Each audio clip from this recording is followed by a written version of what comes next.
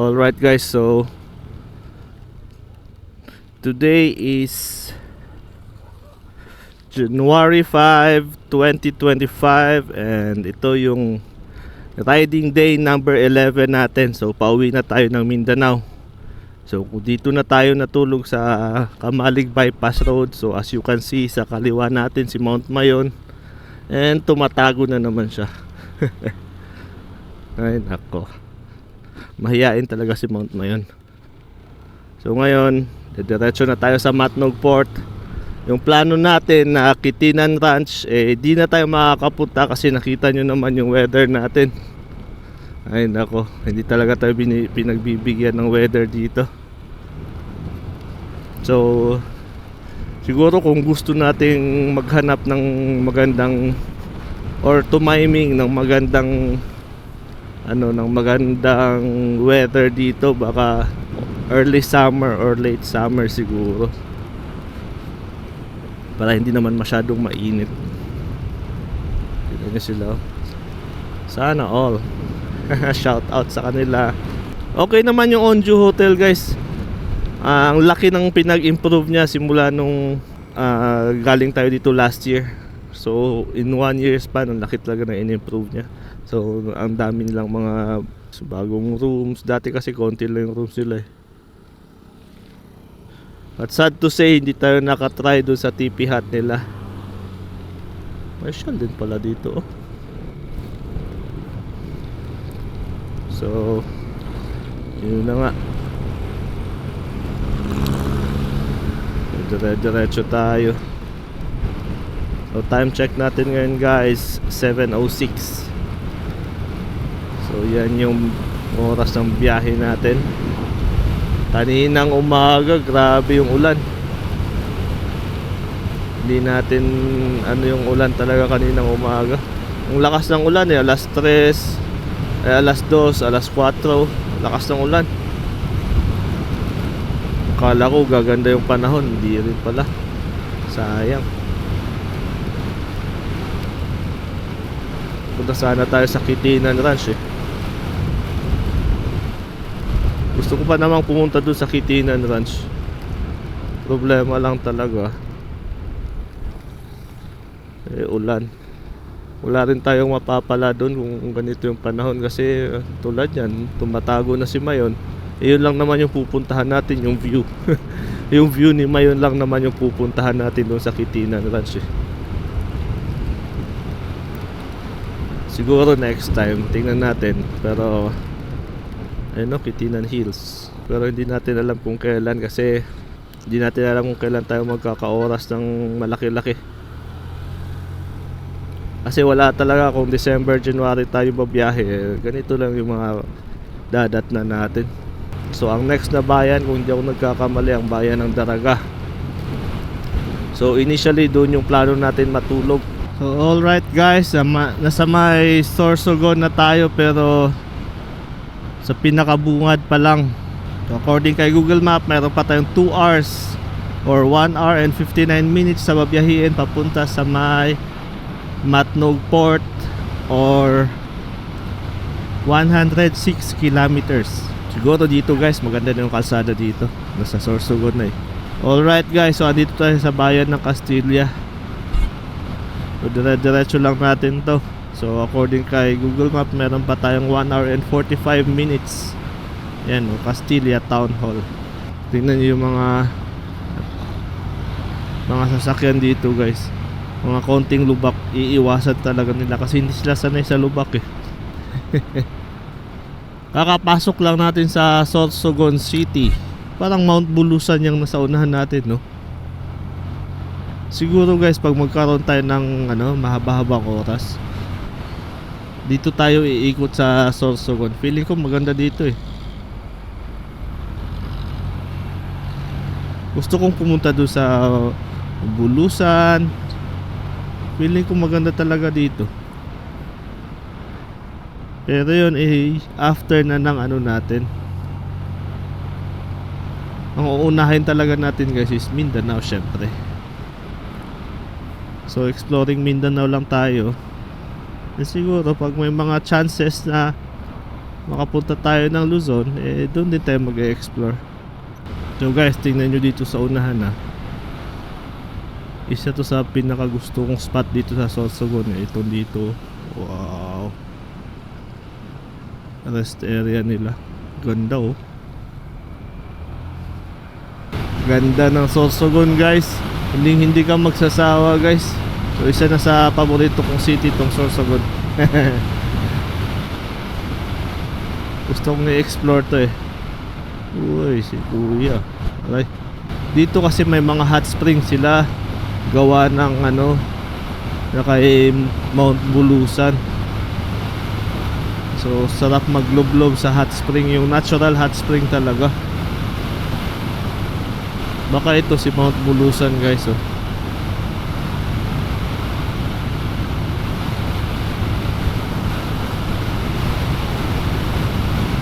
Ganda oh. Wow. Buti naman at walang ulan dito. Medyo makulimlim nga lang pero okay na rin yan. So alright guys, sa may coastal road ng Sorsogon, dito tayo dadaan. Actually dito naman talaga tayo pinapadaan ni Google Map usually kapag ano, didiretso tayo ng Matnog Port. Ito talagang tinuturo ni Google Map.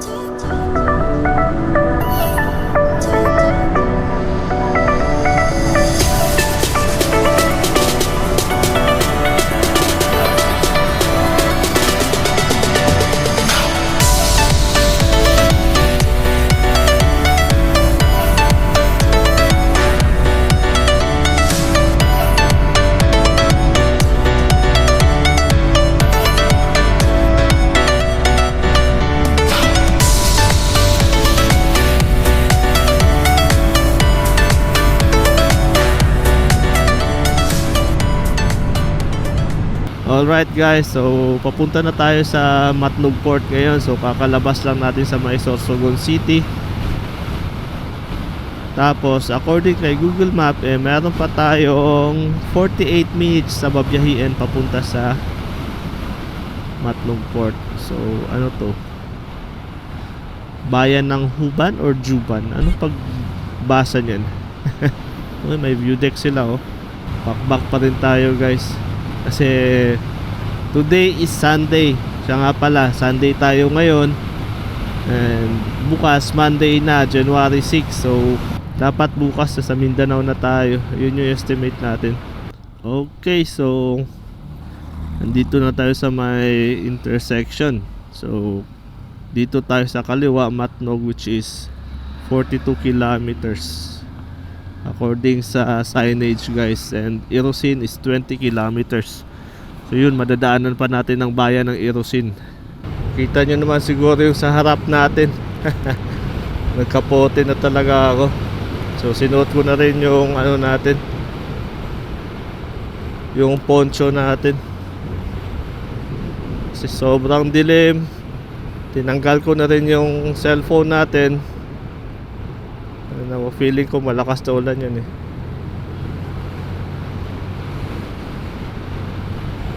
So kailangan nating paghandaan.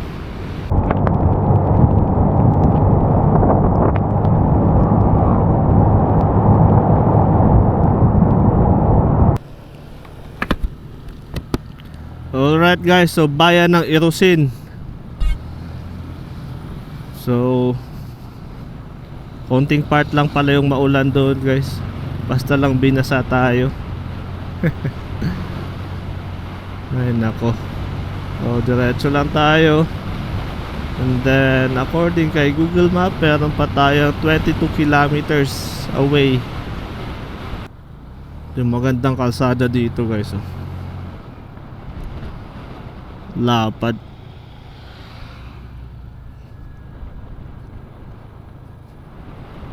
Diba? Wow. Ganda. Buti naman gumanda yung panahon. Kung makakapag-picture tayo ng maganda doon sa Matnog Port.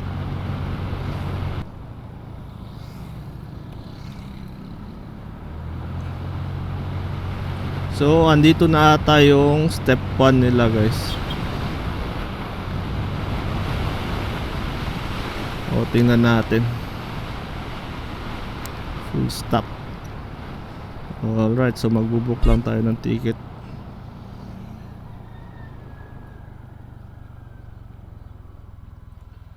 So pagkatapos natin dun sa step 1, step 2 is sa ticketing na. So yun na yung doon na tayo magbabayad ng ticket.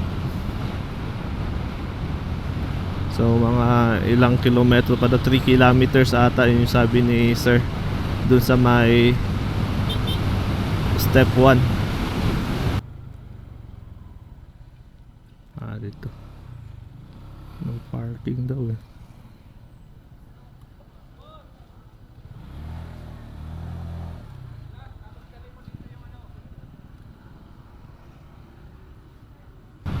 Alright guys, so okay na. Tapos na tayo sa pag-secure ng ticket natin.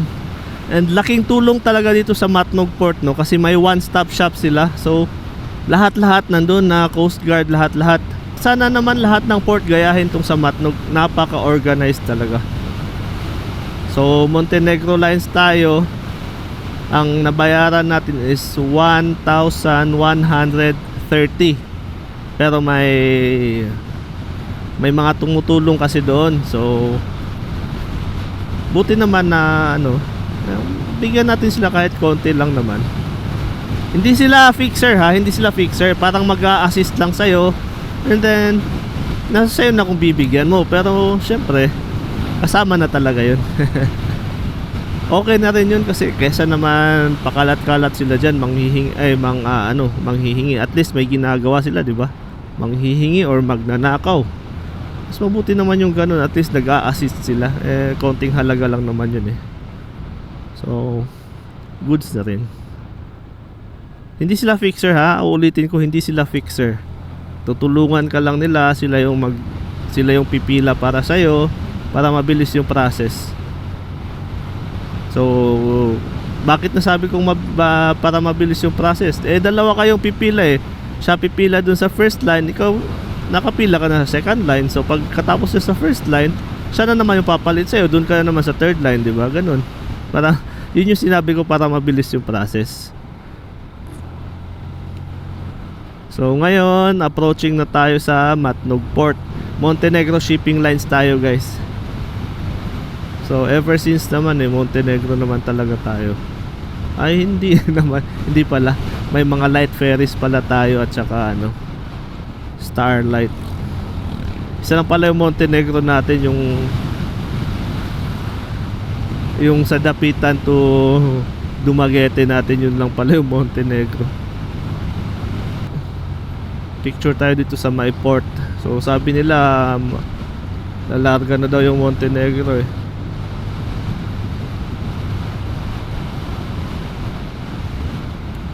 Sana di tayo maiwan kung ganun.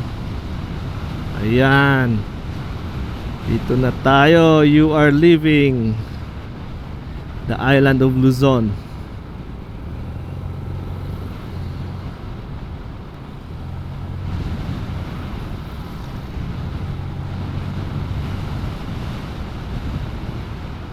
So ano lang siguro tayo dun, quick selfie lang.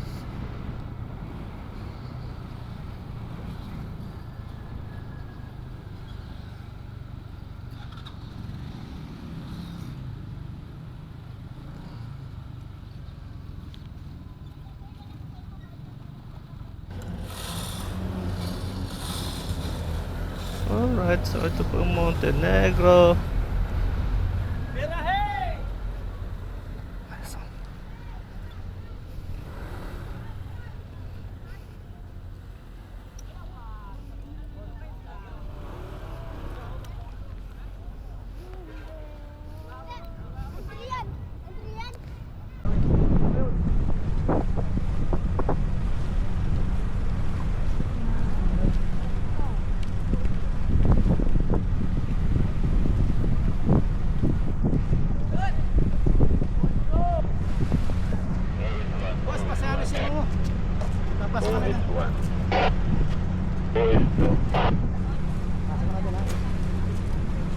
Pwesto o strike.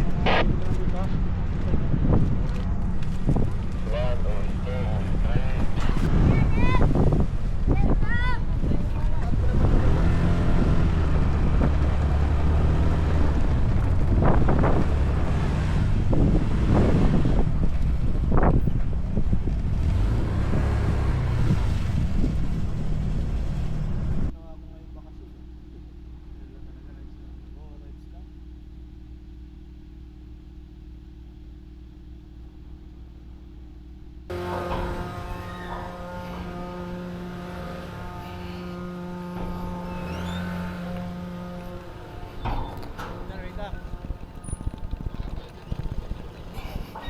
Bismillah.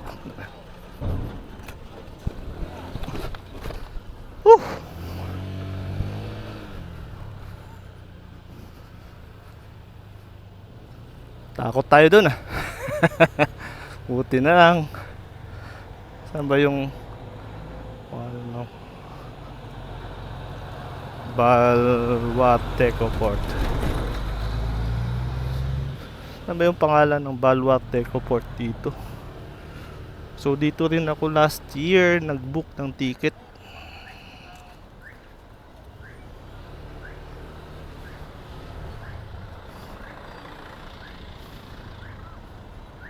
Balwarte Port.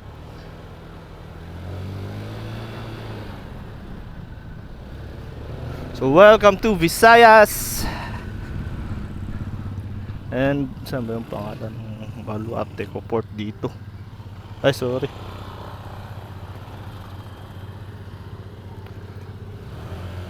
Alright guys, so Allen Samar.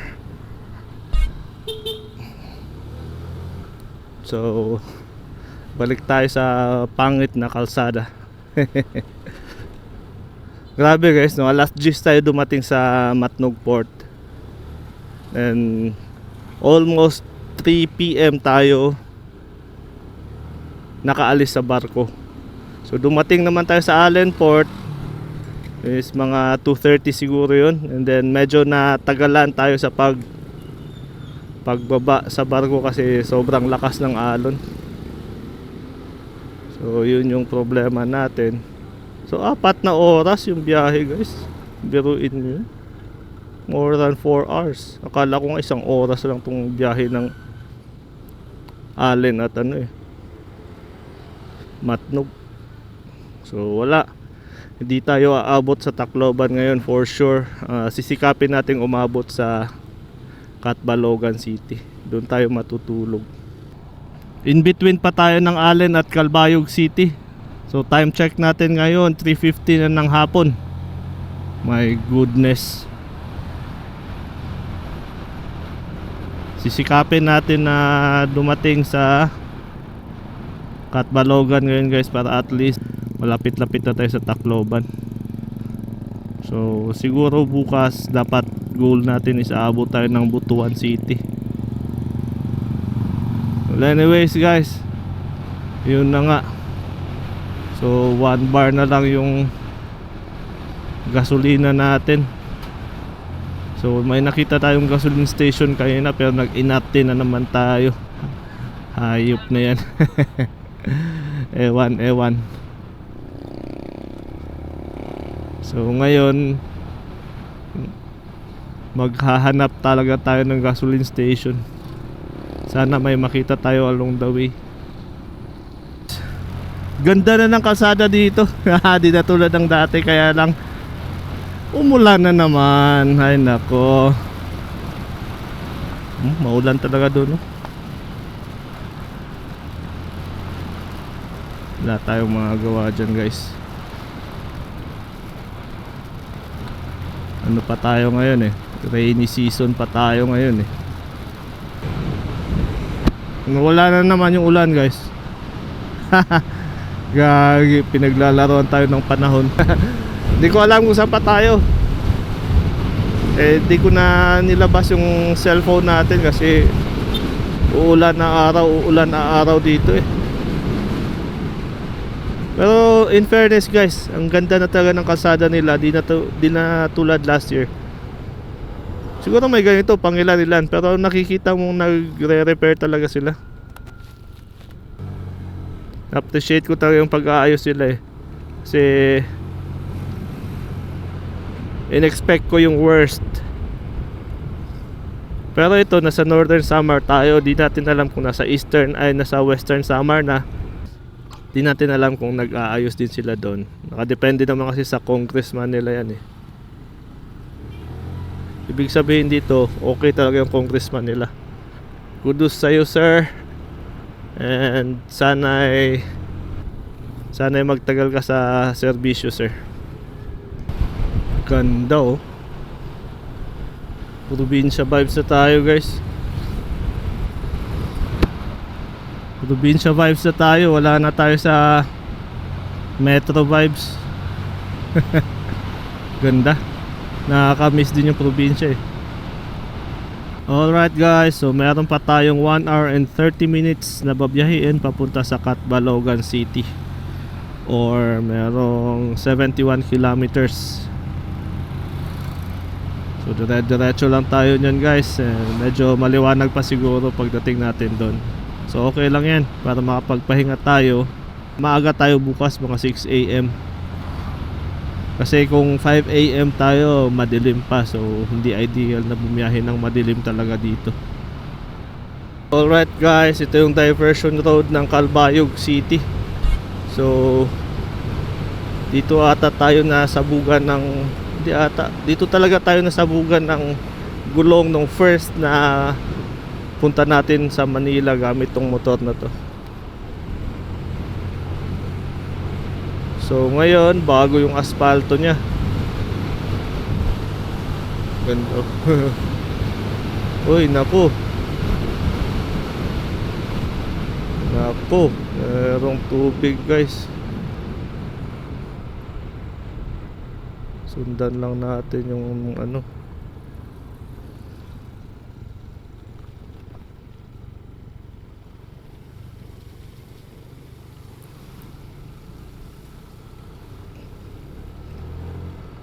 Ay dito eh. Meron pa doon guys. Oh my goodness. Sundan lang natin tong motor.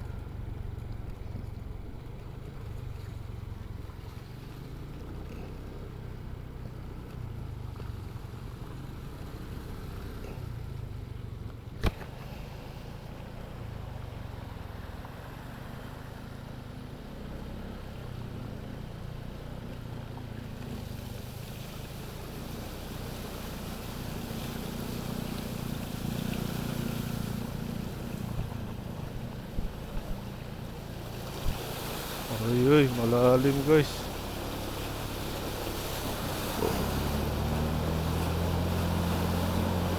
Lagot tayo.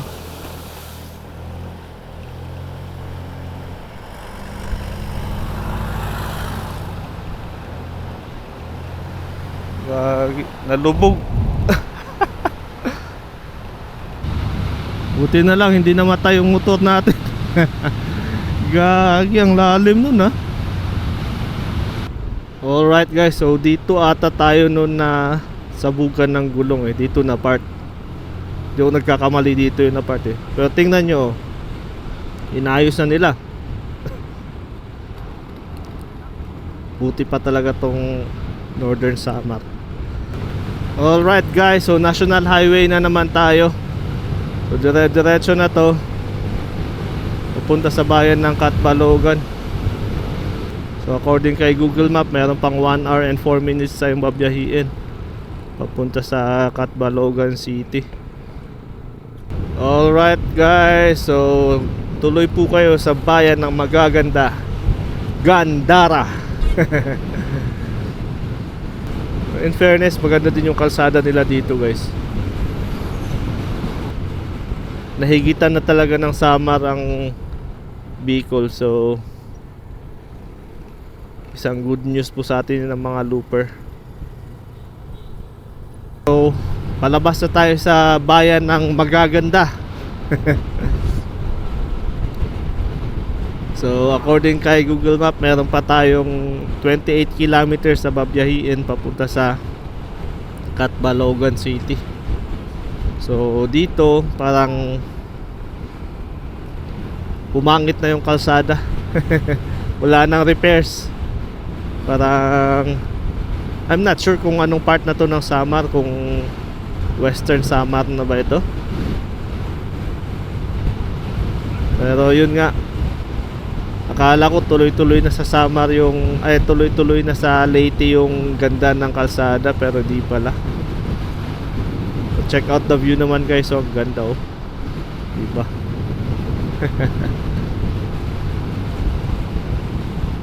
So sana bukas maganda yung panahon para maganda yung biyahe natin. Alright guys, so dito na ata yung tambayan dito sa may unahan.